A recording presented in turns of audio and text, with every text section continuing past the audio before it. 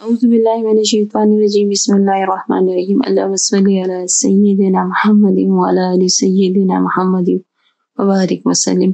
السلام علیکم ورحمۃ اللہ وبرکاتہ. مشاہدات سننے والوں کو بہت اٹریکٹ کرتے ہیں، میں جانتی ہوں. اور مشاہدہ، شاہد مطلب جو گواہ ہوتے ہیں اس مشاہدے کے، تو وہی ہم تک ایسے مشاہدے پہنچا دیتے ہیں جو آپ کے ہمارے سب کے ایمانوں کو تازہ کر دیتے ہیں. اچھا ہے، آنے چاہیے، بتانے چاہیے، سب مشاہدات کو آگے بڑھانا چاہیے جن کو ایسا لگتا ہے کہ ان کو نظر نہیں لگتی. بہت سے لوگ ہوتے ہیں نظر لگ، یہ سب کو ایک کیٹیگری میں نہیں ڈالوں گی. بہت سے ایسے ہوتے ہیں جن کو نظر لگ جاتی ہے، وہ متاثر ہو جاتے ہیں ان سے، بہت کچھ ان کا مطلب کچھ دنوں کے لیے ہی صحیح، لیکن پاز ہو جاتا ہے، اس پہ پاز لگ جاتا ہے. تو ایسے لوگ بالکل نہ بیان کریں، میرا مشورہ ہے. اب بالکل نہ بیان کریں، کیونکہ وہ اپنے آپ کو تکلیف نہ دیں. اس سے جب ایک دفعہ درود شریف کی کثرت شروع ہو گئی اور ایسے حالات شروع ہو جاتے، پھر وہ جب اس پہ وہ اس کو جو روحانی دنیا میں قبض کی صورتحال کہتے ہیں نا، جب کچھ نہیں آ رہا ہوتا تو وہ شروع ہو جائے، بڑی سخت تکلیف شروع ہو جاتی ہے.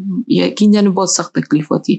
تو میرا ان لوگوں کو مشورہ ہے کہ وہ نظر کسی کو ایک جیسے تو نہیں ہوتا نا، کسی کو نظر لگ جاتی ہے، ان کا خون ہلکا ہوتا ہے تو وہ رک جاتا ہے، پھر وہ تو بس استغفار کرتے ہیں اور چپ ہو جاتے ہیں، تو پھر شروع ہو جاتا ہے. تو ایسے لوگ تو اپنے آپ کو تکلیف میں مت ڈالیں. دیکھو، اپنے مشاہدے اپنے حد تک رکھیں، اللہ سے کا شکر ادا کریں، نبی کریم صلی اللہ علیہ وسلم کے شکریہ ادا کریں، اور اس کا طریقہ زیادہ سے زیادہ درود شریف کی کثرت ہے.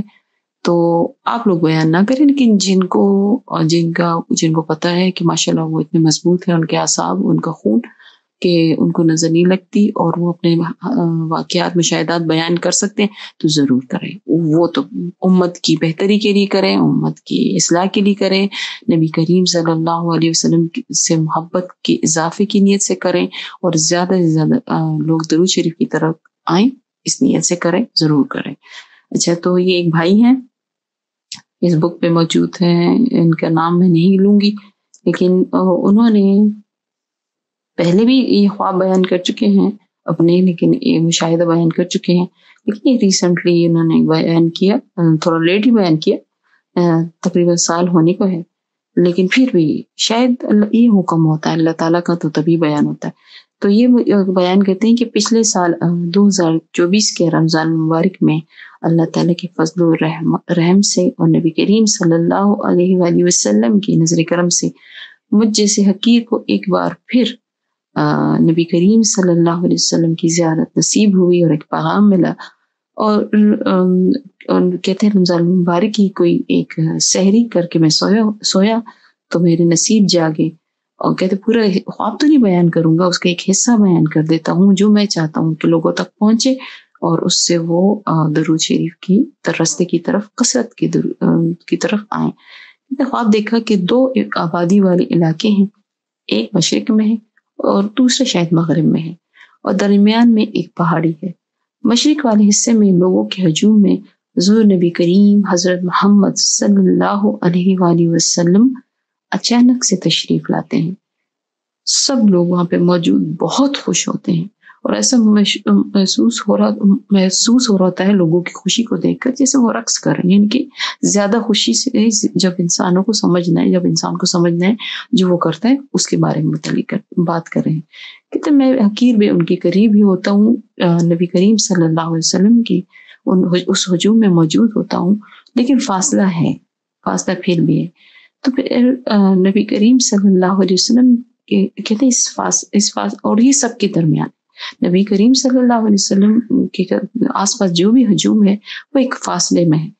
تو جو بھی اس ہجوم میں سے نبی کریم صلی اللہ علیہ وسلم کے قریب آنے کی کوشش کرتا ہے، تو آپ صلی اللہ علیہ وسلم کچھ یوں فرماتے ہیں کہ پہلے درود کی کثرت کرو، پڑھو، پھر میرے قریب آؤ. جس کا مطلب یہ ہے کہ نبی کریم صلی اللہ علیہ وسلم نے اپنے قرب اور اپنے دیدار کے لیے جو ٹپ بول دے، جو فارمولہ بول دے، وہ یہی دیا، جو حکم بول دے وہ یہی دیا کہ جو بھی میرے قریب آنا چاہتا ہے وہ درود کی کثرت کریں۔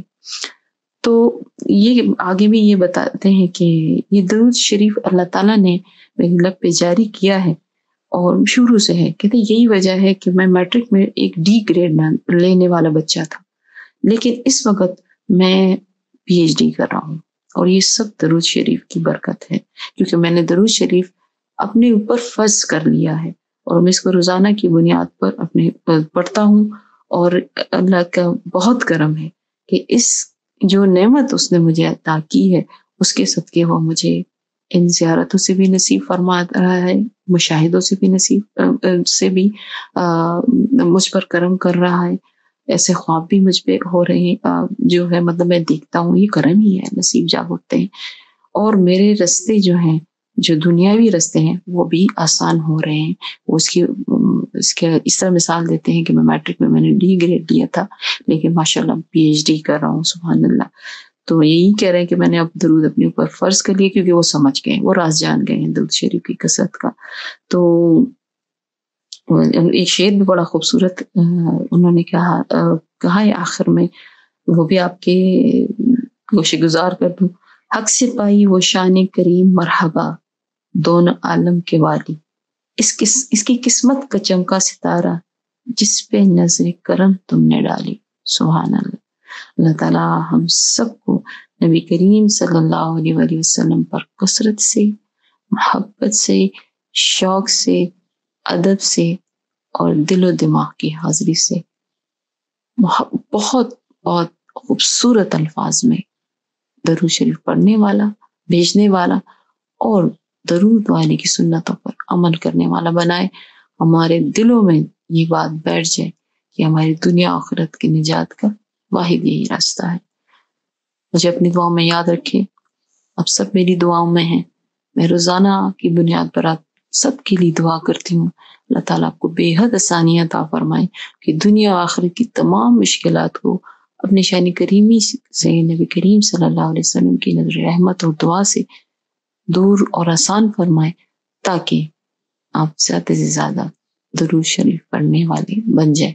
تو میری دعا بھی میں تھوڑے سے میں کہتی ہوں خود غرضی شامل ہو گئی کہ آپ درود شریف کی کثرت کریں، اس لیے آپ کے مسائل حل ہو۔